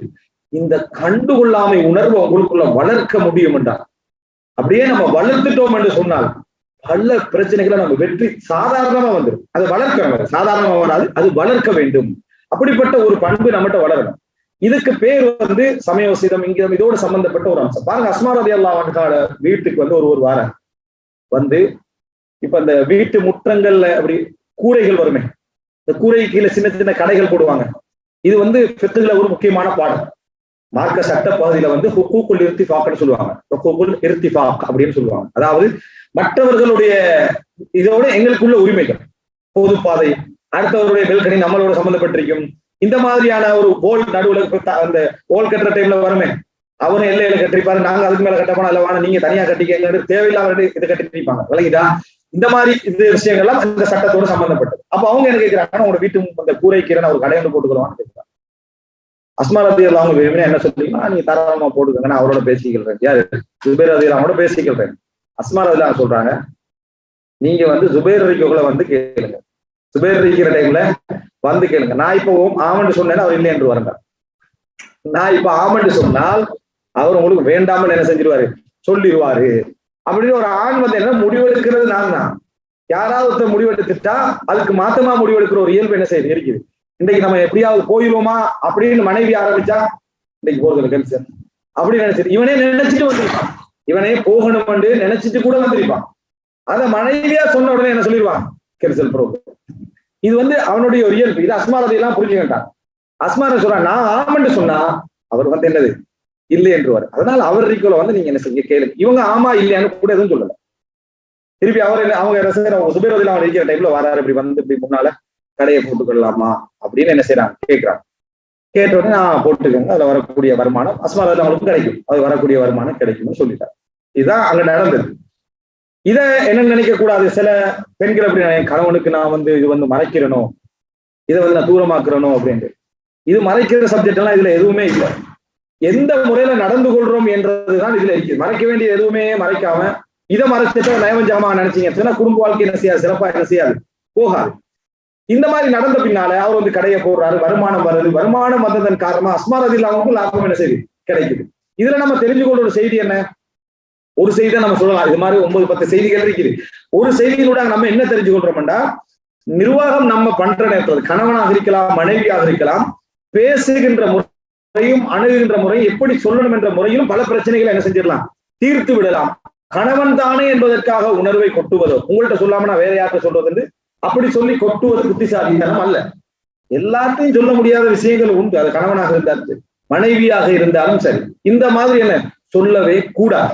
இந்த மாதிரி சொல்லவே இந்த மாதிரி மறைக்கணும். இஸ்லாமியர்கள் எந்த அளவுல இந்த விஷயத்துல சொல்றாங்கன்னா, திருமணம் முடிக்கிறாங்களே, திருமணம் முடிச்ச புதுசுல என்ன செய்வாங்கன்னு சொன்னால், அது இவங்க வந்து எல்லா ரகசியமும் உனக்கு தெரிஞ்சிருக்கணும் அப்படின்னு இவர் எல்லா ரகசியத்தையும் சொல்ற மாதிரி சொல்லிடுறது. அவங்களுக்கு என்ன, நம்மள எல்லா ரகசியத்தையும் உனக்கு தெரிஞ்சிருக்கிறது, இது 3 மாசத்துல நடக்கும், உனக்குதா எல்லா ரகசியத்தையும் அவங்களும் சொல்லுறது. இது மார்க்க ரீதியா இல்ல. ரகசியத்தை ஃபுல்லா கேட்டுறதுக்கு அவர் தந்தை தாய்கிட்டயே நம்ம சொல்லாத ரகசியத்தை ஒரு கணவன் அப்படி சொல்ல வேண்டிய அவசியம் இல்லை. அதே போல கணவன் அப்படியே முழுசா மனைவிட்ட சொல்ல வேண்டிய அவசியம் இல்லை. இன்னும் வாழ வேண்டிய 20-30 வருஷம் இருக்குது. எங்க எது எது இருக்குமோ தெரியாது. நீ அன்றைக்கு சொன்னதுலேயே நான் விளங்கிட்டேன்னு சொல்லுவார். இப்ப சொல்ல மாட்டார். ஒரு 3 வருஷத்துக்கு கூட என்ன செய்யும், அதோட ரிலேட் ஆகும். இஸ்லாமிய அறிஞர்கள் சொல்ற முக்கியமான இப்ப இந்த ஹதீஸை வச்சு என்னது, குல்லு உம்மத்தி முஆஃபைதல் முஜாஹிதீன், இந்த சமுதாயத்தில் உள்ள எல்லாருக்குமே பாவ மன்னிப்பு கிடைக்கும், தன் பாவத்தை பகிரங்கப்படுத்தியவர்களை தவிர. அது கணவன்கிட்ட இருந்தாலும் சரி. நம்ம ஒரு பாவம் செஞ்சுட்டோமா அல்லாட்ட போராடி அழுது செய்யணும். கேள்வி நம்மகிட்ட கேட்கறதுக்காக கூட என்ன செய்யக்கூடாது, அந்த பாவத்தை சொல்லக்கூடாது. எப்படி சொல்லலாம், இப்படி ஒரு பாவம் செஞ்சா என்ன செய்யறது, இப்படி ஒரு பாவம் நடந்தா அதுக்கு என்ன செய்யறது, என்ன தீர்வு சொல்றதுன்னு தான் கேட்கணுமே தவிர, நான் இவ்வளவு இந்த வருஷமா இந்த பாவத்தை செஞ்சு வருகிறேன் என்ன செய்யக்கூடாது, கேட்கக்கூடாது. அப்படி செஞ்சா பாவ மன்னிப்பு தூரமாகிடும், பாவ மன்னிப்பு தூரமாகிடும். அதுதான் கணவனுக்கும் அதுதான் மனைவிக்கும். நீங்க அல்லாவுக்கும் உங்களுக்கு இடையில விஷயங்கள் அதுல என்ன செய்யக்கூடாது, ரிலேட் பண்ணக்கூடாது. இந்த அளவுல நடந்து கொள்ளணும். எனவே இப்படி நடந்தோம்னு சொன்னால் அந்த குடும்ப வாழ்க்கையில ஒரு நம்ம வந்து பலவிதமான வெற்றிகளை என்ன செய்யலாம், காணலாம். சில விஷயங்களை மறைத்தல் அல்ல, அது அணுகுகின்ற முறை. அணுகுகின்ற முறை கணவனுக்கான துரோகம் அல்ல, மனைவிக்கான துரோகமும் அல்ல, அது ஒரு அணுகுகின்ற ஒரு சிறப்பான முறைகளில் ஒன்று. இப்படித்தான் நம்ம பேசணும், இப்படித்தான் இதை சொல்லணும், இப்படித்தான் நம்ம இதை என்ன செய்யணும், எடுத்து வைக்கணும் என்பதோடு சம்பந்தப்பட்ட ஒரு அம்சம். எனவே அந்த அஸ்மா ரலியல்லாஹு அன்ஹா, ஜுபைர் ரலியல்லாஹு அன்ஹுடைய வாழ்க்கையில நம்ம அதை ஒரு பிரதானமாக என்ன செய்கிறோம், நம்ம தெரிந்து கொள்கிறோம். எப்படி ஒரு கணவன் மனைவி தங்கள் வாழ்க்கையில அந்த பேச்சு முறைகளை, சொல்முறைகளை எப்படி நம்ம அதாவது அந்த பரிமாறிக்கொள்ள வேண்டும் என்கின்ற ஒரு செய்தி கிடைக்குது. இதன் மூலமாக நான் ஒரு அடிப்படை உங்கள்கிட்ட சொல்லிக்கிறேன். அந்த அடிப்படை என்ன அப்படி என்று சொன்னால், உணர்வுகளை முழுமையாக வெளிப்படுத்தித்தான் ஆகணும் என்ற எந்த நிர்பந்தமும் இல்லை. உணர்வுகளை நிர்வகிக்கணுமே தவிர உணர்வுகளை வெளிப்படுத்துவதனால காயங்கள் தான் என்ன செய்யும், அதிகமாக அதிகரிக்கும் என்பதை நம்ம என்ன செய்ய வேண்டும், புரிந்து கொள்ள வேண்டும். இது இரண்டாவது அம்சம். மூன்றாவது, குடும்ப வாழ்க்கையில கணவன் மனைவி மிகவும் பிரதானமா எதிர்பார்க்கிறது தெரியுமா? அன்பு. எதை எதிர்பார்க்கிறது? அன்பு. ஒரு குறிப்பிட்ட காலத்துல ரெண்டு பேரும் திருப்பி திருப்பி சொல்லிக்கிறது தெரியுமா? அன்பு இல்லை என்றது. நீங்க என்ன தெரியுது, அன்பே இல்லை அப்படி என்றது. அதே போல கணவன் மனைவி, நீ மட்டும் என் அன்பை வைக்கிறாய், வந்தா வேலை வேலை என்றது, வாழ்க்கை ஃபுல்லா வேலையும் பிள்ளை இப்படிதான் இருக்கிறார். இது ஒரு பொதுவாக சொல்லிக் கொள்ற விஷயம். அன்பு இல்லை என்றாலே அந்த குடும்ப வாழ்க்கை என்னது, ஃபெயிலியர். அப்படி இல்லை என்று நினைக்கிற மனப்பான்மை பெண்களிடத்திலும் உண்டு, ஆண்களிடத்திலும் உண்டு. உண்மையிலே ஒரு பழக்கமாக வந்து விட்டால், நல்ல நெருக்கமும் பழக்கமும் வந்துட்டா அதுல அன்பு இல்லைன்னு அர்த்தம் இல்ல, அன்பு விளங்காம போயிடும். அதான் உண்மை. அன்பு இல்லைன்னு அர்த்தம் அல்ல, பழக்கம் அதிகரிக்கிற நேரத்துல அன்பு இல்லைன்ற இடத்துக்கு வராது, அன்பு விளங்காத இடத்துக்கு என்ன செஞ்சிடும், போயிடும். இந்த விஷயத்தை விளங்கவில்லை என்றால் பல குடும்ப வாழ்க்கையுடைய பிரிவுக்கு இது காரணம். மனைவி கொஞ்சம் காலம் பாப்பா ஒரு அன்பாவே நடந்து கொள்றாருல்ல, வாராரு ஒரு போலீஸ்காரர் வர மாதிரி வராரு, சலான்னு சொல்றாரு, போன் எடுக்கிறாரு, போட்டோ பாக்குறாரு, அது பாக்குறாரு, இது பாக்குறாரு, கொஞ்ச நேரத்துக்கு சாப்பாடு என்னன்னு கேட்கிறாரு, நேற்று என்னன்னு 2 வார்த்தை பேசுறது, போலீஸ்ல பேசுற மாதிரியே பேசிட்டு அவர் பிழை, அப்படி நடந்து கொள்வது என்பது பிழை. அவர் என்ன செஞ்சு தூங்கிறார். மனைவி அதை வெளிப்படுத்துறா இல்ல, ஒரு டீசென்டான அமைப்புல சில மனைவி அதை சொல்ல மாட்டாங்க, அவங்களும் அதே மாதிரி நடந்து கொண்டு விட்டுருவாங்க. இதை சொல்லாம இவர் இருப்பாரு. இவர் என்ன நினைப்பாருன்னா, கூட கொஞ்சமா ஒழுங்கா பேசுறாளா, வந்ததுக்கு நான் பேசுறதுக்கா நீ இப்படி நான் ஏன் இறங்கணும் அப்படின்னு அவர் அதே மாதிரி போயிடுவார். இந்த மாதிரி வாழ்க்கை போயிட்டு இருக்கு. இப்ப என்ன, அன்பு இல்லை, அன்பு இல்லை. நல்ல ஒழுக்கமானவர்களாக இருந்தா வாழ்க்கை பாதுகாக்கப்பட்டு போயிடும். ஒழுக்கம் இல்லை என்று வைங்க. இந்த நேரத்துல ஒரு சைத்தான் என்று ஆகினான். அவன் என்ன சொல்றான், முழுமையா இவருக்கு டைம் கொடுப்பான். குடும்பத்தில் உள்ளவனாக இருக்கலாம், நண்பராக இருக்கலாம், வகுப்பு நண்பராக இருக்கலாம், உறவுகளாக இருக்கலாம். என்னது என்ன கணவன் மிச்சம் தொடர்பு இல்லாத மாதிரி விளங்குது, வாரதும் போறது மாதிரி இருக்குது. மனைவி என்றா நிறைய பேசணும், 1 மணி நேரம் பேசணும், 2 மணி நேரம், அப்பதான் அந்த அப்படி என்ன இவங்க என்ன நினைப்பாங்க, மனைவியாக என்ன உணர்வு, ஒரு மார்க்க விளக்கம் இல்லையடா, இவன் நல்ல போல இருக்குதானே, இவனையே நம்ம திருமணம் முடிச்சு நம்மள குடும்பத்தானா இருந்து நம்ம கண்டுகொள்ளாம விட்டோமே, அவர் தான் நம்ம எதுவுமே பார்க்கிறாள் என்று. இப்படி இல்லை, அவரை முடிச்சாலும் இதேதான். அவரை முடிச்சு வாழ்ந்துட்டு போற டைம்ல அதே அன்பு காணாம போயினா மறைஞ்சிடும். இதுதான் உண்மை. ஆனா இதனாலதான் ரசூலுல்லாஹி ஸல்லல்லாஹு அலைஹி வஸல்லம் அவர்கள் சொன்னார்கள், யாரு கணவன் மனைவிக்கு இடையில் பிரிவினை ஏற்படுத்துகிறார்களோ, அதாவது ரசூலுல்லாஹ் எந்த வார்த்தையை சொல்றாங்கன்னா, கணவனுக்கு எதிராக மனைவியை திருப்புகிறார்கள், மனைவிக்கு எதிராக கணவனை திருப்புகிறார்கள், அவர்கள் இந்த முஸ்லிம் சமுதாயத்தை சார்ந்தவர்கள் அல்ல. என்ன முஸ்லிம் சமுதாயத்தை சார்ந்தவர்கள் அல்ல அப்படின்னு என்ன செஞ்சாங்க ரசூலுல்லாஹி ஸல்லல்லாஹு அலைஹி வஸல்லம் சொன்னாங்க. இது திருப்புற வேலை. எப்பொழுதுமே நம்ம புரிஞ்சு கொள்ளணும், ஒருவரோடு ரிலேட்டடாக இருக்கிறார்களா, இடையில ஆர்வம் ஊட்ட போகக்கூடாது. தொழிலாக இருக்கலாம், குடும்ப வாழ்க்கையா இருக்கலாம், எதா இருக்கலாம். உதாரணமாக கடையில் ஒருத்தர் வேலை செஞ்சுட்டு இருக்கிறார், உண்மையிலே அவர் இவருக்கு வேலை கொடுத்துக்கிறாரு, வேலை கொடுத்து அவர் ஏசுறாரு, நீங்க கடையில சாப்பிட்டு இருக்கிறீங்க, அவர் ஏசுறாரு, எல்லாம் பாக்குறீங்க. நீங்க கிட்ட போய் தொட்டிருந்து ஏச்சுதான் இப்ப பார்த்தாலும் அப்படின்னு சொல்லிட்டு விலையூர் இப்படி அடிமையா இருக்க வேண்டிய அவசியம் இல்லை வந்துடுறது. அவனை இதை கேட்டு விலகிட்டான்னு வைங்களேன், இவர் தொழில் கொடுக்க போறாரா? இவர் தொழில் கொடுக்க போறது இல்லை. இவர் போன் பண்ணி, நீ நேற்று சொன்னீங்க இன்றைக்கு விலகிட்டேன், நீ விலகுவான்னு நான் நினைக்கவே இல்லைன்னு நான் ஒரு வார்த்தைக்கு சொன்னது, அதுக்காக நீ இப்படி விலகுறதா? அப்ப ஏன் சொன்னீங்க? என்ன செய்யணும் தெரியுமா? அந்த மாதிரி ஒரு விஷயத்த கண்ணீங்கன்னு சொன்னா அவருக்கு அட்வைஸ் பண்ணலாம், யாருக்கு? அந்த எஜமானனுக்கு அட்வைஸ் பண்ணலாமே தவிர இவரை திசை திருப்பி விட்டுருங்க. இது நம்ம செய்யக்கூடிய பொறுப்பற்ற வேலை. உங்களோட உணர்வை கொண்டு போய் அதுல என்ன செய்யக்கூடாது, காட்டக்கூட பொறுப்பற்ற வேலை. அதே மாதிரி யாராவது ஒருத்தர் வெளிநாட்டுக்கு தொழில் செய்ய வந்திருப்பார், அவர் ஏதோ குடும்ப கஷ்டத்துல பின்னணியில வந்திருப்பார், இவர் விரக்தி இருப்பார், 6 வருஷம் ஊருக்கு போற மூட்ல இருப்பாரு. இவர் இடத்துக்கு வந்தீங்க, அங்க நம்ம சாதாரண சோறு சாப்பிட்டு இருந்தா கூட இந்த நிம்மதி கிடைக்காது. அவன் ஏற்கனவே விரக்தி இருப்பான், ஊர்ல இருந்த விரக்தியிலே இருப்பான். அடுத்த நாள் அவன் கிளம்பிடுவான். யாரு? இவர் இங்க இன்னும் 10 வருஷத்துக்கு இவர் இங்கதான் இருக்கிறாரு. அவர் இங்க இருந்து போய் கத்தாருக்கெல்லாம் போயிட்டு நீ இங்கே இருக்கிற போறேன்னு சொன்னாயா, அது அப்படித்தான் விரக்தியில கவலையில என்ன செய்வோம், 1000 பேசுவோம் திசை திருப்பி விடுறது. இதெல்லாம் பெரிய பொறுப்பற்ற வேலை. நம்ம என்ன வார்த்தை பேசுறோம் அதனால இவன் என்ன நடக்கிறாங்க. ஒரு பிள்ளை பிறந்திருக்கும், யாரா நண்பர் வந்து வீட்டுக்கு நண்பிகள் வந்து எப்படி ஆம்பளை பிள்ளையா ஆயிட்டு ஃபர்ஸ்ட் குழந்தை, ஆமா அல்ஹம்துலில்லாஹ், என்ன கிஃப்ட் தந்தார் ஹஸ்பண்ட், தேவையா இந்த கேள்வி? அவர் எதுவும் தர ஃபர்ஸ்ட் புள்ள தானே, அப்படி நம்ம தரலையா, சரி சரி பிரச்சனை போயிருக்கு. என்ன பிரச்சனை? ஹஸ்பண்ட் வருவாரு, மனைவி என்ன கேட்பா, பிள்ளைக்கு எதுவும் கிஃப்ட் இல்லையாது, ஏன் பிள்ளைக்கு நான் ஏன் கிஃப்ட் கொடுக்கணும்? அவர் இந்த புதிய கலாச்சாரத்தை அவர் விளங்காம அவர் கேட்டு கடைசியில என்ன நடக்கும்? நம்மளால தேவையில்லாத வேலை தானே அது.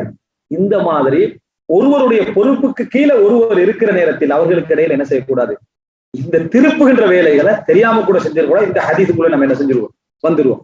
நம்ம இயன்ற அளவுக்கு பிரச்சனைகளையே கண்டால் சில வீடியோக்களை போட்டுருவாங்க, ஒரு தந்தை ஒரு பிள்ளைக்கு போய் வேகமா அட்டிக்கிற மாதிரி ஒரு கொடூரமாக வந்தா அது கவர்மெண்ட் பார்க்கணும், சட்ட பிரச்சனை அது பார்த்துதான் ஆகணும். ஏதோ ஒரு கோபத்துல அடிக்கிற நமக்கு விளங்கும், கோபத்துல அடிக்கிறாங்க, அதை வீடியோ பண்ணி கொடுமை அப்படின்னு போட்டுருவாங்க. அதுக்குள்ள வாட்ஸ்அப்ல எல்லா இடத்துலயும் ஷேர் ஆகிடும், இவருக்கு நடவடிக்கை எடுக்க வேண்டும். அல்லது ஒரு இந்த பள்ளி ஹசரத் மாதிரி உஸ்தாத் மாதிரி ஒரு பிள்ளைக்கு போட்டு அடி அடிக்கிறத கண்டுருவாங்கன்னு வைங்களேன், பிழை. அதுக்கு அந்த நிர்வாக நடவடிக்கை எடுக்கணும். ஆனா நமக்கு தெரியும் இந்த அடித லெவல் வந்து ஆத்திரத்தோடு சம்பந்தப்பட்டதை தவிர கொடுமையோட என்னது சம்பந்தப்பட்டது விளங்கும். இதை பார்த்துக்கிறது, அந்த மௌலையை பள்ளி விட்டு வலிக்கிறது, அல்ஹம்துலில்லாஹ் மௌலை வலிக்கிட்டாங்களா, சரி மத்தது நீங்க பாத்துக்க. அதே போல என்ன, தந்தையும் அந்த குடும்பம் பிரிஞ்சு ஜெயில போட்டீங்களா, அல்ஹம்துலில்லாஹ் செலவு அதை அவங்க பாத்துக்கிறது. இதுதான் பிரச்சனை.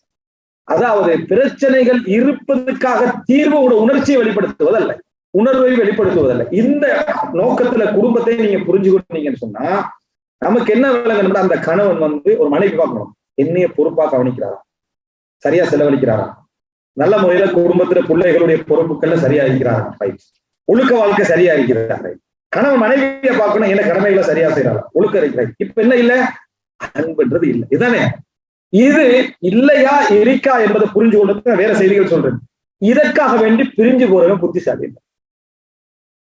உமர் இதுதான் 3வது சம்பவம். உமர் ரலியல்லாஹு அன்ஹு காலத்தை உத்தரவிக்கிறாரு, அவரு டைவோர்ஸுக்கு பிரபலியம். அவர் வந்து என்ன, எப்படியோ திருமணம் முடிச்சது கேள்விப்படும், அதுக்கு பிறகு பார்த்தா டைவோர்ஸ் பண்ணிட்டாரா அப்படின்னு கேள்விப்படும். ஒரு முறை உமர் ரலியல்லாஹு கேட்கிறான், ஏன் இப்படி அதிகமா தலாக்ல ஈடுபடுறீங்க அப்படின்னு கேட்கிறான். அவர் சொல்றாரு, நான் உங்களுக்கு காரணத்தை சொல்றேன், வீட்டுக்கு வாங்க. உமர் ரலியல்லாஹு அன்ஹு அவர்களை வீட்டுக்கு கூப்பிடுறாரு. வீட்டுக்கு கூப்பிட்டு மனைவியை அழைக்கிறான். மனைவியை அழைச்சி, நீங்க சொல்லணும், என்னைய நீங்க விரும்புறீங்களா இல்லையா, இப்ப உள்ள மனைவி சரியா, என்னைய நீங்க விரும்புறீங்களா இல்லையா ஒன்று சொல்லுங்க. அப்ப மனைவி சொல்ற, இந்த பேச்சு என்ன வேண்டாம், நம்ம அதை விட்டுருங்களே அப்படின்னு சொல்லி மனைவி சொல்றான். இல்ல நீங்க சொல்லித்தான் ஆகணும்.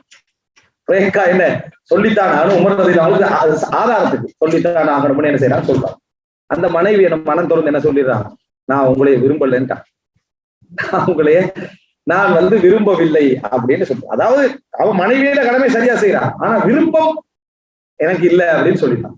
பாத்தீங்களா, இதுதான் நம்மளோட விவாகரத்துக்கு காரணம். அப்படின்னா இவர் செஞ்ச எல்லா விவாகரத்துக்கு பின்னணியில என்ன இது, விரும்பல அப்படின்றதான் இருக்கு பிரச்சனை. இப்ப இவர்லதான் இவர் என்ன சொல்றாருன்னா, என்னது இதுதான் நான் விவாகரத்து செய்யறதுக்காக. அப்போ உமர் ரலியல்லாஹு ஒரு ஃபிக்ஹ் சொல்லி கொடுத்தார், லைஸ குல்லுல் புயூதி துப்னா அலல் மஹப்பா, எல்லா வீடுகளும் நேசத்தில் கட்டப்பட்டவைகள் அல்ல, வலக்கின்னல் மஸ்ஊலியா பொறுப்பு, என்ன பொறுப்பு, எல்லா வீடுகளும் மஹப்பத்தில் கட்டப்பட்டவைகள் அல்ல. அழகான ஒரு வார்த்தை.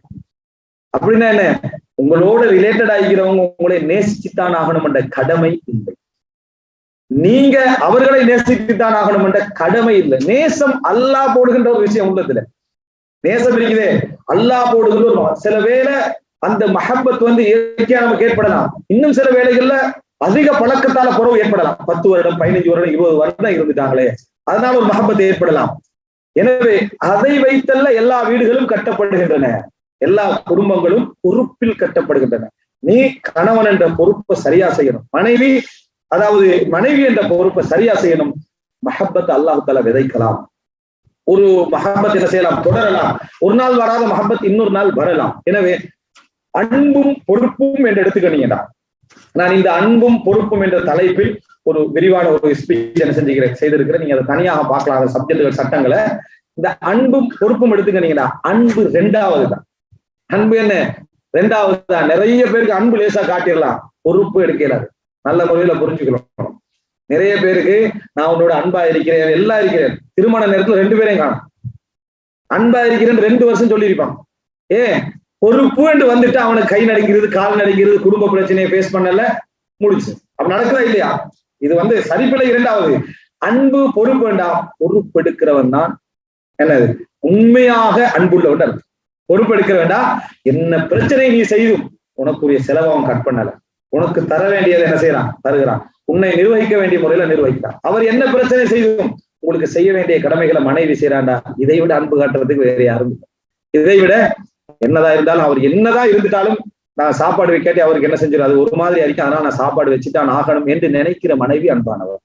அதே போல என்னதான் நான் மனைவியோட அதாவது ஒரு அந்யோன்யம் இல்லாம இருந்தாலும் என்ன செய்யணும், என் வீட்டுக்கு கொடுக்க வேண்டியது நம்ம கொடுத்துடணும் அப்படின்னு நினைக்கக்கூடிய கணவன் அன்பான.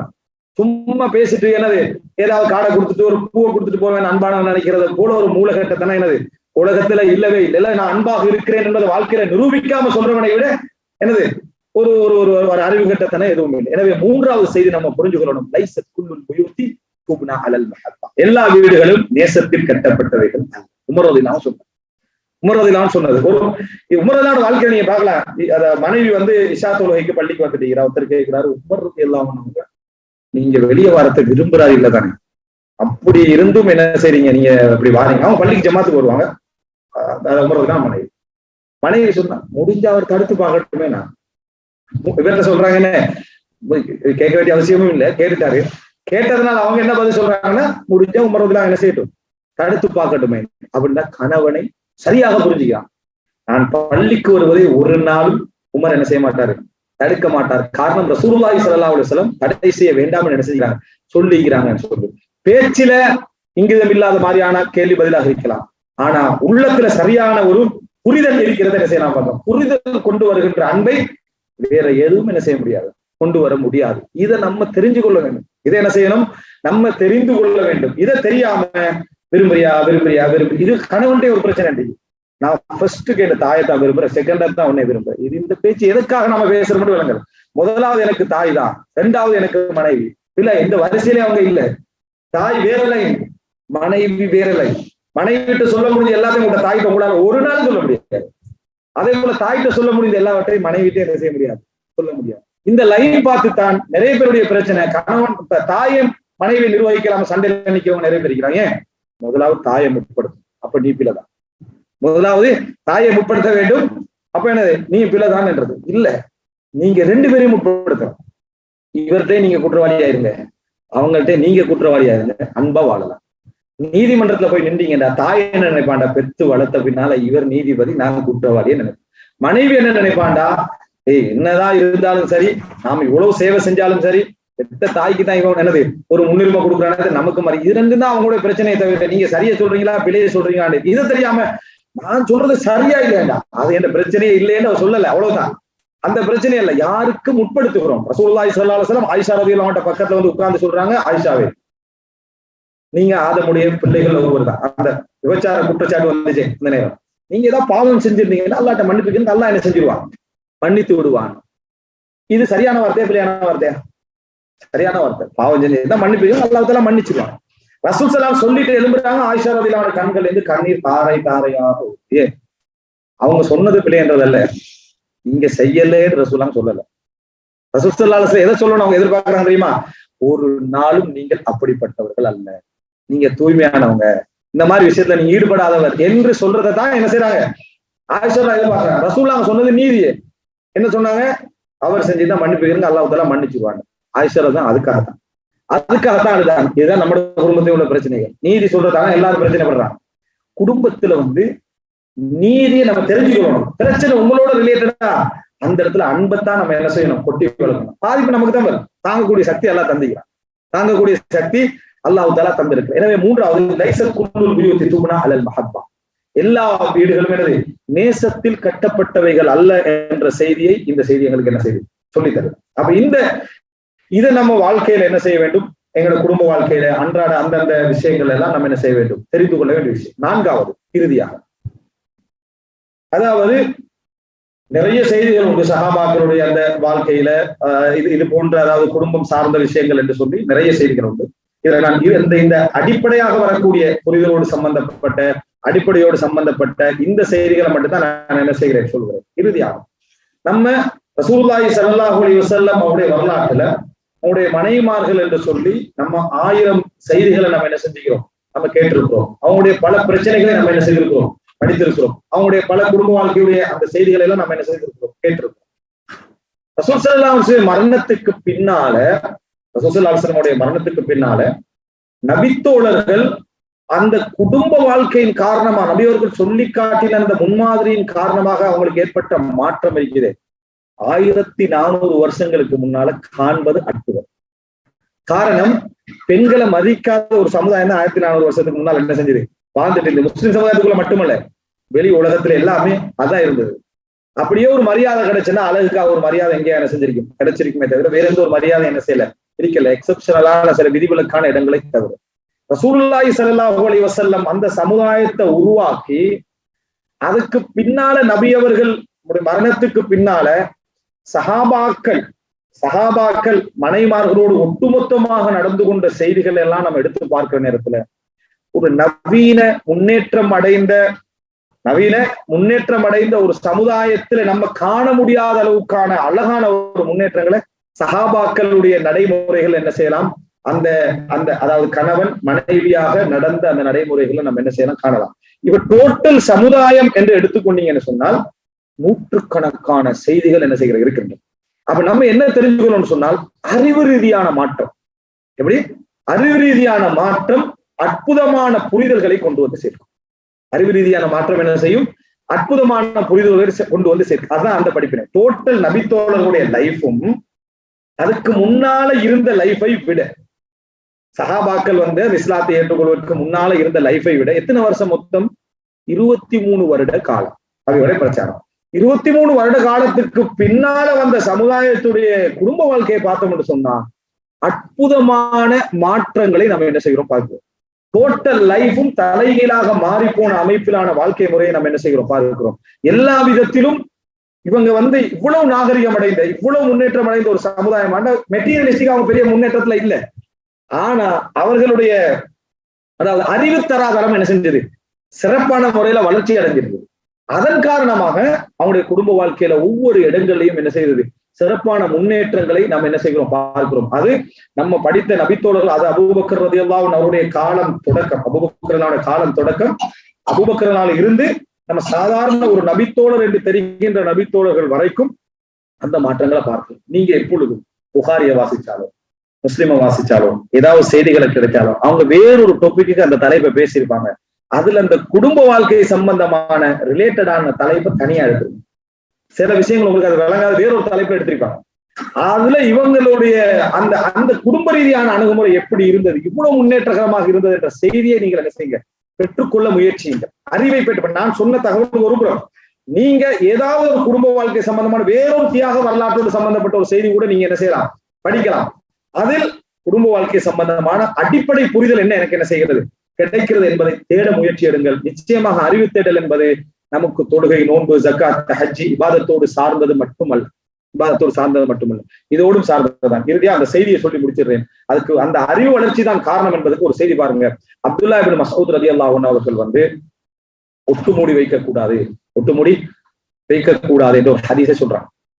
ஒட்டுமூடி வைக்கக்கூடாது ஹதீஸ் சொன்ன ஒரு பெண்மணி வாரா, அப்துல்லா இப்னு மஸ்ஊத், நீங்க வந்து என்ன, அதாவது ஒட்டுமூடி வைக்க கூடாது அப்படின்னு சொல்றீங்க, பெண்கள் வந்து அலங்காரத்துக்காக மாற்றங்கள், உடல்ல மாற்றங்கள் ஏற்படுத்திக் கொள்ளக்கூடாதுன்னு சொல்றீங்களே, என்ன ஆதாரம் அப்படின்னா, நீங்க வந்து குர்ஆனை படிச்சீங்கன்னு சொன்னா உங்களுக்கு அதே தெரிய வரும் அப்படின்னா.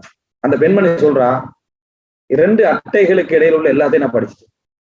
எவ்வளவு பெரிய ஒரு பரக்கத்தான ஒரு வார்த்தை. எப்படி குர்ஆனுடைய 2 அட்டைகளுக்கு இடையில உள்ள எல்லாத்தையும் ஓதிட்டேன்னு படிச்சுட்டேன். நீங்க சொல்றது நான் காணலையே, நீங்க சொல்வதை ஒரு காணல், இத்தனைக்கும் ஆலிமாவாக என்னது அப்படி ஒண்ணும் இல்லை, குர்ஆனை படிச்சு விளங்கிட்டாச்சு. நீங்க சொல்ற நான் காணலையே அப்படின்றாங்க. சொல்றாரு அப்துல்லா இப்னு மஸ்ஊத், நீங்க ஒழுங்கா படிச்சிருந்தீங்கன்னா உங்களுக்கு அது விளங்கி இருக்கும் என்று சொல்லிட்டு, வமா அத்தாக்கும் ரசூலு ஃபஹுதுஹு வமா நஹாக்கும் அன்ஹு ஃபன்தஹு, அல்லாஹ்வுடைய தூதர் உங்களுக்கு எதை தந்தாரோ அதை எடுத்து நடவுங்கள், எதை தவிர்க்க சொன்னாரோ அதை விலகிக் கொள்ளுங்கள் அப்படின்னு குர்ஆன் வசனம் வருதா இல்லையா? ரசூலுல்லாஹி ஸல்லல்லாஹு அலைஹி வஸல்லம் சொன்னார்கள் என்று ஹதீஸ் சொல்றாங்க. இப்ப அப்ப என்ன சொல்லுவாங்க அப்துல்லா இப்னு மஸ்ஊத், நீங்க அப்படி வந்திருந்தா நீங்க என்கிட்ட கேட்டிருக்கணும். என்ன அல்லாஹ் தஆலா குர்ஆன்ல வந்து தடுத்தா தவிர்த்துருங்கன்னு வந்திருக்கிற ரசூல் ஸல்லல்லாஹு அலைஹி வஸல்லம், ரசூலா தடுத்திக்கிறாங்க, என்கிட்ட கேட்டிருக்கணும் என்ன செய்றாங்க சொல்ல வராங்க. அப்துல்லா இப்னு மஸ்ஊத் ரலியல்லாஹு சொல்றாங்க, ரசூலுல்லாஹி ஸல்லல்லாஹு அலைஹி வஸல்லம் அவர்கள் ஒட்டுமுடி வைப்பவர்களை, வைத்து கேட்பவர்களையும், புருவம் அளிப்பவர்களையும், புருவம் அளித்து கேட்பவர்களையும், பச்சை குத்துகின்றவர்களை, பச்சை குத்த கேட்கின்றவர்களையும், பல்லுக்கு இடையில் அழகு விடுகின்றவர்களை, அழகுக்காக இடைவெளி விடுகின்றவர்களையும், உடலிலே அழகுக்காக மாற்றம் செய்கின்ற பெண்களையும் சபிப்பானாக, அல்லாஹ் தஆலா சபிப்பானாக ரசூல் ஸல்லல்லாஹு அலைஹி வஸல்லம் சொல்லிக்கிறாங்க. உடனே அந்த பெண்மணி அதோட நிறுத்தாம, உங்களோட மனைவி ஒட்டுமுடி வச்சுதான் நான் கேள்விப்பட்டேனேடா. எப்படி உங்களோட மனைவி அந்த தவறை செய்ததா, இந்த தவறை நீங்க தடுக்கிற தவறை செஞ்சிருக்கிறதா கேள்விப்பட்டிருந்தாங்க. உண்மையான ஒரு தக்குவா உள்ள ஒரு தாயிட பதில் எப்படி இருக்குன்னு அதை போட்டு சொல்றாங்க. இப்படின்னு சொல்லலாம் பதில். எப்படி ஹதீஸ் நான் சொல்லிட்டேன், என்கிட்ட பேசுற லைஃப் அதுல நீங்க தலையிடாதீங்க. இது நல்லது, இந்த பதில் சரியான பதில் தான். ஆனா இது முன்மாதிரி மிக்க ஒரு தாயிலே பதிலாக என்ன செய்யாது, இருக்காது. பதில் சரி, பேசுற லைஃப்ல யாரும் என்ன செய்யக்கூடாது, தலையிடக்கூடாதுன்றது. ஆனா கேட்கிற பெண்மணி வந்து அந்த சொல்லுக்கும் அந்த செய்திக்கும் உங்களோட லைஃப்ல எவ்வளவு வெயிட் இருக்குன்னு பாக்கணுமா இல்லையா? அதுக்காக வேண்டி அவங்க கேட்கிறாங்க, உங்களோட மனைவி அப்படி இருக்கிறதாக நான் கேள்விப்படுறேனே அப்படின்றாங்க. அப்துல்லா இப்னு மஸ்ஊத் சொல்றாங்க, வீட்டுக்கு போங்க, அப்படி இருந்தா நானும் எனது மனைவியும் விவாகரத்தாகிட்டோம், இந்த செய்தியை நான் சொல்றேன், நீங்க போங்கன்றாங்க. விளங்கிட்டா? சொல்லிட்டு சொல்றாங்க, அப்படி ஒன்று இருந்தாலே நாங்க 2 பேரும் குடும்ப வாழ்க்கையில என்ன செய்திருக்க மாட்டோம், தொடர்ந்து இருக்க மாட்டோம்ன்றாங்க. சுப்ஹானல்லாஹ். இந்த அப்துல்லா இப்னு மஸ்ஊத் ரலியல்லாஹு மனைவி ஸைனப் ரலியல்லாஹு அன்ஹா. அவரோட பேர் என்ன? ஸைனப் ரலியல்லாஹு அன்ஹா. ஸைனப் ரலியல்லாஹு அன்ஹா சொந்த உழைப்புல சம்பாதிக்கக்கூடிய பெண்மணியா இருக்கு.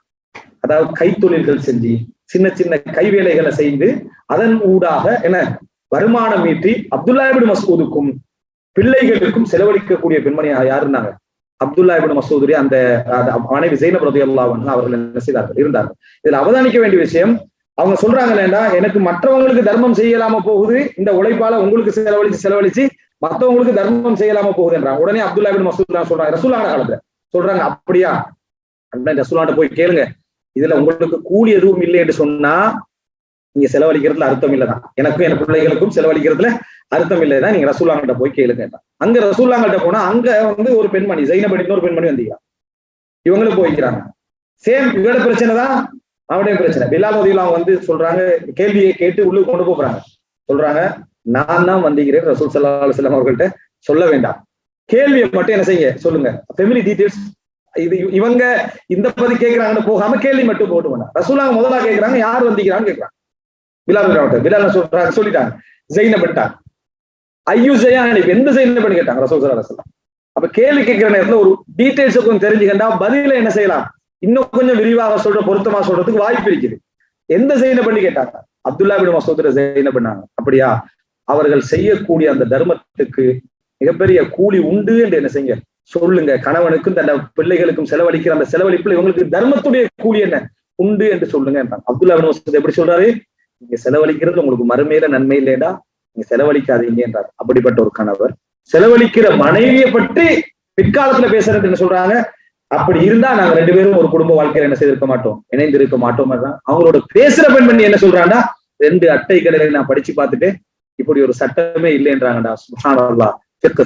மார்க் அறிவு அற்புதமான ஒரு குடும்ப வாழ்க்கையை என்ன செய்யும் கொண்டு வந்து சேர்க்கும். அதுதான் நபித்தோழர்களுடைய சாம்ராஜ்ய மாற்றம் போல ஒரு மாற்றத்தை என்ன செஞ்சது, ஏற்படுத்தியது. அப்படிப்பட்ட நல்ல குடும்ப விழுமியங்களையும் அடிப்படைகளையும் தெரிந்தவர்களாகவும் அதனூடாக குடும்ப பிரச்சனைகளை அனுசரித்து அதற்கு தீர்வு காணக்கூடியவர்களாக அல்லாஹ் தஆலா என்னையும் உங்களை ஆக்கியல் புரிவானாக. அதமா ஐந்தி வல் இல்மு இன்தல்லாஹ் வ அகூலு கௌலி ஹாதா வ அஸ்தக்ஃபிருல்லாஹ் லி வ லக்கும். அஸ்ஸலாமு அலைக்கும் வ ரஹ்மத்துல்லாஹி